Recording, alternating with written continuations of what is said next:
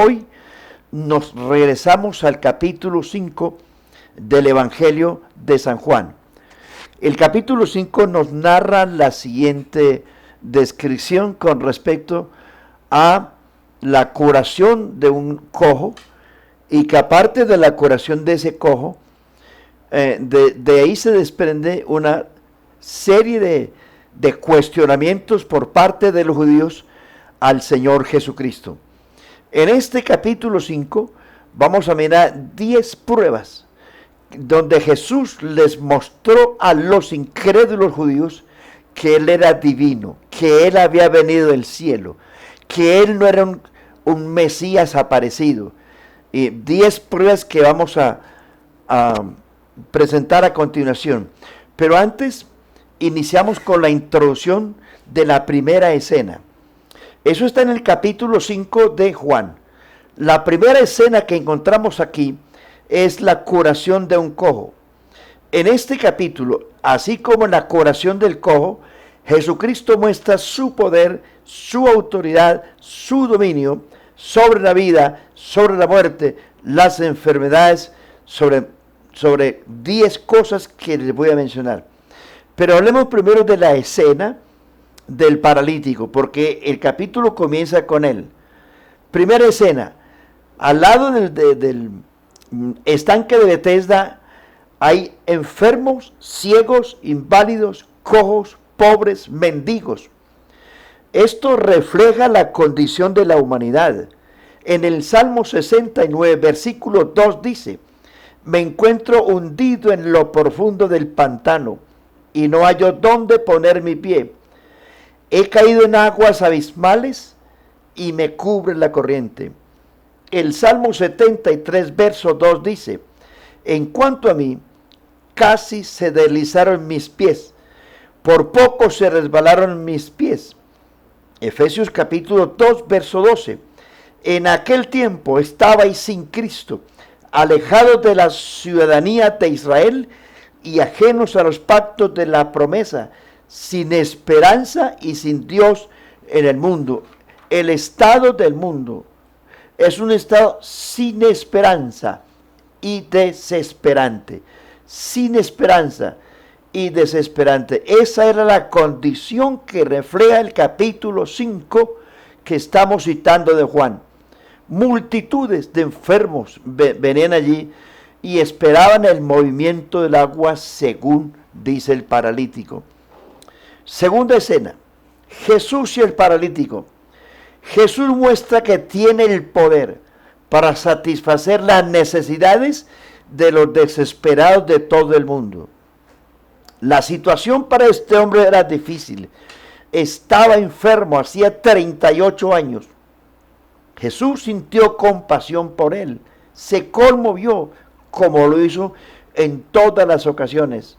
Mateo 9:35 dice que el Señor vio que las gentes andaban desamparadas y dispersas como ovejas que no tienen pastor. Y dijo: a la verdad la mies es mucha, mas los obreros son pocos. Jesús había venido como el sumo sacerdote misericordioso. Y cuando Jesús vio a los enfermos, dice, a todos los sanó. Jesús fue quien se acercó al paralítico, no el paralítico a Jesús. Recuerden que fue Dios el que reconcilió al hombre con él. No fue el hombre el que se reconcilió con Dios. Fue Dios el que buscó al hombre. No fue el hombre el que buscó a Dios. Fue el hombre el que le dio la espalda a Dios en el paraíso cuando pecó. Fue el hombre, el único ser de este planeta que cerró los puños contra el Creador. Todas las cosas funcionan y están ahí donde Dios las puso. A cada una le puso una ley que no será quebrantada. Todas las criaturas que hay, visibles o invisibles, Dios les puso leyes y no pueden traspasar. La única criatura fue el ser humano. Dios, cuando vino a buscarlo, no lo encontró donde lo dejó. Había pecado. Por eso Dios le pregunta a Adán: ¿dónde estás? ¿Qué has hecho, Adán? Porque él sí levantó contra Dios su espíritu rebelde y pecó, y por eso Dios lo echó. Pero fue Dios el que lo buscó. Jesús se acercó al paralítico y le pregunta, ¿quieres ser sano? Con eso concuerda lo que dice Hebreos capítulo 4, versículo 15. No tengo quien me meta al estanque, entre tanto que yo voy, otro desciende primero que yo. Ahora, dice Hebreos, porque no tenemos un sumo sacerdote que no pueda compadecerse de nuestras debilidades, sino uno que fue tentado en todo, pero sin pecado. Primera de Pedro 5:7, echando toda vuestra ansiedad sobre él, porque él tiene cuidado de nosotros. El Salmo 103, verso 13, dice, como el Padre se compadece de los hijos, se compadece el Señor de los que le temen. Él conoce nuestra condición, se acuerda de que somos polvo. Eso somos nosotros, polvo. Un hombre desamparado estaba solo en el mundo. Según la historia, no tenía familia, no tenía quien lo ayudara, no tengo quien me meta al estanque, estoy solo, enfermo, 38 años solo y desamparado. Ahí es donde se manifiesta el poder de Dios, que es grandemente significativo. El hombre no pudo defenderse por sí solo, pero cuando fue sanado, tampoco sabía quién le había sanado, hasta que obedeció entonces el mandato de Cristo, cuando le dice, levántate, toma tu lecho y vete a tu casa. Ahí tuvo que haber habido algo de fe. Pues si el problema del hombre era que no podía caminar, ¿cómo es que el Señor le dice, levántate? Seguramente algún esfuerzo hizo, porque la fe no nace de la nada. La fe no es un salto al vacío. La fe se fundamenta en la palabra de Dios. El problema, Jesús había sanado en día de reposo. Ahí viene el problema. Jesús estaba quebrantando la ley según la tradición judía. El resto de la historia del hombre se centra sobre el hecho del día de reposo. Tercera escena. Ahora viene el problema del día de reposo. Los extremistas religiosos y el hombre. Esta es la imagen de la religión muerta. La primera escena es la imagen del hombre sin Dios, sin Cristo y sin esperanza, muriéndose de sed al lado de la fuente, pero como no tiene quien le dé una mano, se pierde. Ahora encontramos la situación de los judíos que reflejan una religión muerta, intentando satisfacer la necesidad espiritual del ser humano, pero con base a los ritos religiosos. Eso es lo que refleja la religión muerta, una religión llena de legalismo. Están más preocupados por el día de reposo que por la sanidad del cojo. Eso significa la religión muerta, ignorante de la verdadera autoridad, que no tiene autoridad para satisfacer las necesidades morales y espirituales del ser humano, basado solo en la tradición. Mateo capítulo 15 dice el Señor, el temor que ustedes tienen no es más que mandamiento de hombres que les ha sido dado. En vano me honran. Siguen las tradiciones de los hombres y las costumbres, pero ignoran el mandamiento y la palabra de Dios.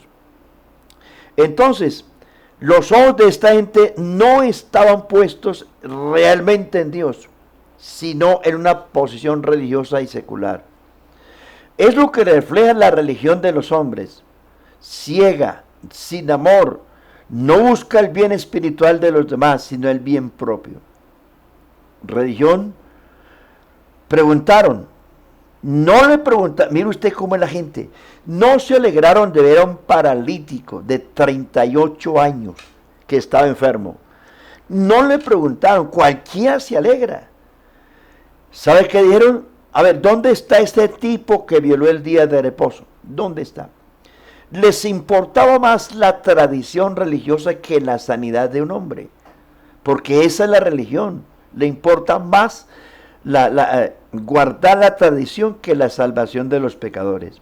Solo vieron sus posiciones amenazadas, porque pensaron, ha llegado alguien más poderoso que nosotros.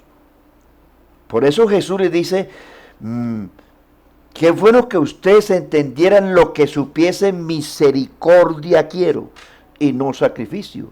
No condenaríais a los inocentes, porque el Hijo del Hombre es Señor del día de reposo. Y en uno de los evangelios les dice, miren, si ustedes son tan celosos del día de reposo, ¿por qué pues en el día de reposo circuncidan a vuestros hijos? ¿Por qué en el día de reposo, si tu buey, tu asno, tu oveja o lo que sea, se va a un hoyo, no lo rescatas en día de reposo? No valen más una persona que una bestia, que una mula, que una oveja, que un macho cabrío, a quien ustedes rescatan en día de reposo. ¿No es eso trabajo también? Mire, ahí donde va el problema del legalismo religioso. Se interesan más por otras cosas que por el bien moral, físico y espiritual de las personas. El apóstol Pablo en Romanos 13:10 dice, el amor no hace mal al prójimo, así que el cumplimiento de la ley es el amor. Tito 1:16 dice, profesan conocer a Dios, pero con sus hechos lo niegan, siendo abominables y rebeldes, reprobados en cuanto a toda buena obra. Dice el apóstol Juan, primera de Juan capítulo 3, verso 16. En esto hemos conocido el amor, en que Él puso su vida por nosotros. También nosotros debemos poner nuestras vidas por los hermanos. Pero el que tiene bienes de este mundo y ve a su hermano padecer necesidad y cierra contra él su corazón, ¿cómo mora el amor de Dios en él? Noten, esta nota importante. La palabra judíos se encuentra 70 veces en el Nuevo Testamento. 70 veces encuentra usted la palabra judíos, y siempre que se menciona la palabra judíos en la Biblia, siempre usted los ve en franca oposición al Señor Jesucristo. Eran extremistas religiosos sin misericordia. Sin misericordia. Escena número 4. Jesús y el hombre se encuentran de nuevo en el templo. Jesús volvió a buscar al hombre. Sabía que estaba en el templo. Parece que este hombre era un adorador, porque primero estaba fuera del templo mendigando. Luego que fue sano, estaba adentro del templo. Recuerden que Jesús primero lo buscó para sanarlo. Ahora lo busca para salvarlo. Y recuerden las palabras del Señor Jesucristo. Mira, has sido sano. Ahora no peques más para que no te venga algo peor. Jesús le recordó la sanidad. Mira que has sido sano. Mira, acuérdate. Dice Efesios capítulo 5, dice de ser agradecidos. Dice Deuteronomio capítulo 4, verso 9, de recordarle a Israel que no fueran mal agradecidos. Cuando una persona recibe una sanidad de estas, está en el deber de no volver a pecar. Igual cosa pasó con la mujer adúltera. Dios la perdonó, pero le pidió no vuelvas a pecar. Estaba el deber de no pecar con este hombre. Estaba el deber de temer a Dios, que es una condición muy importante. Escena número 5. Aquí vemos a Jesús y los extremistas religiosos. Estamos en la introducción de Juan 5. Esta es una imagen del mundo rechazando a Jesucristo, rechazando al Salvador. El hombre le contó a los judíos quién era el que le había sanado. No lo hizo de mala fe. De pronto el hombre pensó que al decirle a los judíos quién lo había sanado, quizás eso los acercaría a Cristo, maravillados por la sanidad. Pero fue todo lo contrario. Los extremistas religiosos acusaron a Jesús de violar el día de reposo. No les importó la sanidad del cojo. Esto era un asunto serio para los judíos, pero ellos eran los primeros en violarlo. Pues según la ley, esto para ellos daba pena de muerte, pero a quien les daba la gana de aplicárselo.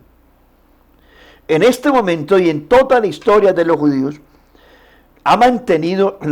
ellos se han mantenido unidos a pesar de las dispersiones diversas, pero se han mantenido unidos porque han sido perseguidos nación tras nación, ejército tras ejército.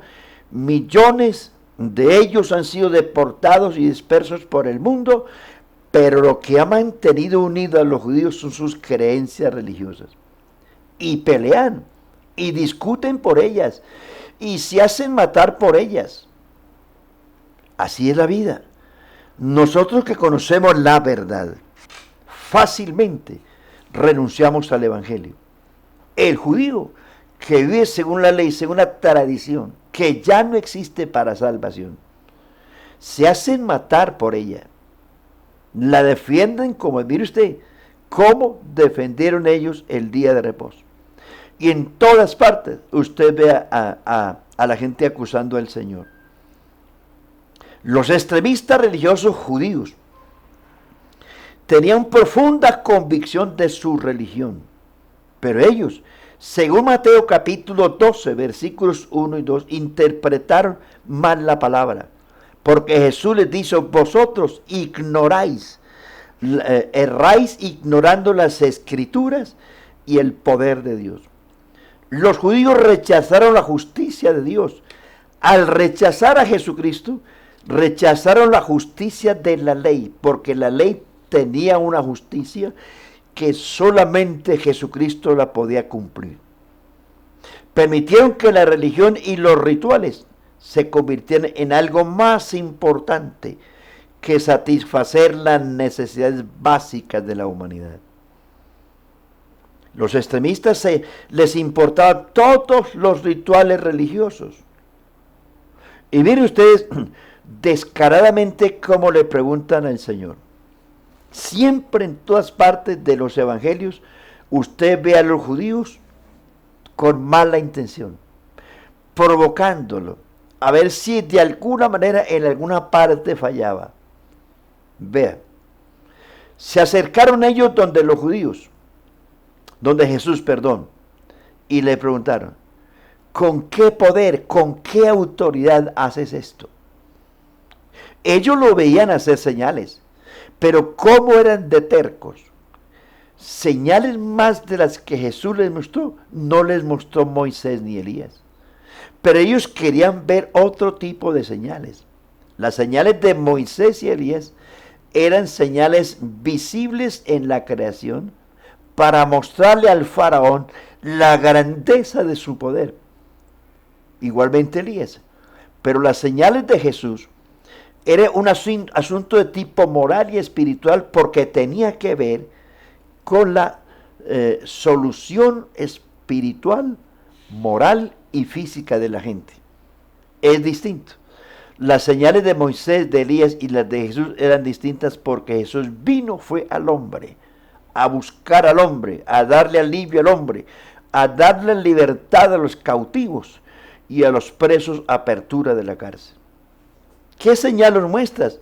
Vieron a Jesús resucitar muertos, multiplicar comida. Vieron a Jesús reprendiendo los vientos y la mar. Vieron a Jesús sanando enfermos, echando fuera demonios. Lo vieron. Sin embargo, le dice: ¿y dónde están las señales tuyas? Y descaradamente vienen y le preguntan: ¿con qué poder y con qué autoridad haces estas cosas? Jesús les hizo una pregunta. Les voy a responder, pero respóndame en esta. ¿El bautismo de Juan era de los hombres o de Dios? Ellos se retiraron un poco y cavilaron entre ellos y dijeron: mira, si decimos de los hombres, el pueblo nos va a apedrear, porque los hombres, el pueblo tiene a Juan como un gran profeta. Si decimos que de Dios, Entonces Él nos va a preguntar, entonces, ¿por qué no lo recibisteis? Miren los maliciosos. Entonces dijeron, no, no sabemos, no sabemos. Así es el hombre sin Cristo. No tiene argumentos para defender su religión. No tuvieron argumentos. No, no sabemos. ¿Por qué es religioso usted? No, porque mi papá me enseñó. ¿Por qué uno va a evangelizar a la gente y lo primero que le sacan a relucir es la religión del abuelo, del papá, de la mamá, del tatarabuelo? Dice, esta religión no la cambio por nada. ¿Por qué? Ah, porque sí. ¿Por qué más? No, porque fue lo que mi papá me enseñó. Hermanos y amigos, gente que sigue la religión ciegos, ciegos. Y Jesús dijo, si un ciego guía a otro ciego, ambos caen en el hoyo. A veces somos como los niños. Usted le pregunta al niño, ¿por qué hiciste eso? Ah, porque sí. ¿Y por qué otro? Porque sí. Porque el niño no tiene argumentos para discutir con el mayor. Entonces ahí tenemos un problema con la religión. Ah, no sabemos. Pregúntele al religioso las cosas de la Biblia. Dice, ah, yo no sé. Ah, yo tengo la Biblia, pero no la leo. ¿De qué le sirve? Jesús juzgó a la gente cuando le dijo, ustedes erran porque ignoran las Escrituras y el poder de Dios. Y eran celosos de la ley. Hermanos y amigos, celosos hoy de la religión hay miles de millones. Vayan a pregúntenles por qué. Ni siquiera saben la historia de su religión. Ni siquiera saben por qué andan detrás de un ídolo mudo. Ni siquiera saben por qué hacen lo uno y lo otro. No, porque mi papá, mi mamá, mi abuelo, mi tatarabuelo. No, ni siquiera saben. Entonces responden, ah, no sabemos. No sabemos. Jesús dice, yo tampoco les digo. Otro aspecto. Entonces, queriendo prender a Jesús en alguna palabra, vinieron y le dijeron, maestro, ¿es lícito dar tributo a César o tú qué dices? Querían cogerlo, a ver, si este habla mal contra el César, lo vamos a crucificar más ligero. ¿Qué dices tú, maestro? ¿Qué dices tú del César? Jesús le dice, hipócritas, entregadme la moneda. Le preguntó Jesús, ¿de quién es esta moneda y su inscripción? Ellos respondieron, del César. O sea, tenía en una cara la inscripción o la foto del César. Esperaban, ansiosos, una pregunta para una respuesta, a ver dónde la embarra, para acusarlo contra el César. Le dije, listo, señores, ahí les entrego la moneda, denle al César lo que es del César y a Dios lo que es de Dios. Denle al César lo que el César les pide. Ustedes han sido tributarios de los romanos todo el tiempo. Todo el tiempo. Denle a él lo que él les pide, pero denle a Dios lo que es de Dios. ¿Qué es lo que es de Dios? ¿Qué es lo que Dios merece? Honra, gloria, alabanza, obediencia, temor, respeto. Eso es lo que Dios merece. Pero esta gente no se dieron por entendidos, y eso es lo que refleja la primera parte del capítulo 5 del Evangelio de Juan. Una multitud sedienta, con hambre, necesitada, a su alrededor, religiosos por todas partes, juzgando y acusando a quien vino a libertar a los cautivos y a ponerlos libres. Ahí tenemos un mundo perdido. Hoy el mundo está perdido en toda clase de vicios, pero a su alrededor hay una religión muerta y la gente sigue las cosas muertas. Lo que está ocurriendo hoy en el mundo, señores, es una prueba de Dios para que el hombre de alguna manera mire a Dios. En esta mañana te digo, hermano y amigo, mira a Dios, porque las cosas se pueden agravar. Con Dios no se juega. Dios no es un muñeco. Dios es el Todopoderoso, el que sostiene todo el universo. Él es el soberano de los reyes de la tierra. Y si Él mandó esto, si Dios permitió esto, es porque algún propósito tiene. Te ruego esta mañana, olvida tu religión muerta, llena de ídolos mudos, y mira a Jesucristo, que sí tiene el poder para cambiar tu vida y hacer de ti una nueva criatura. Dios te bendiga.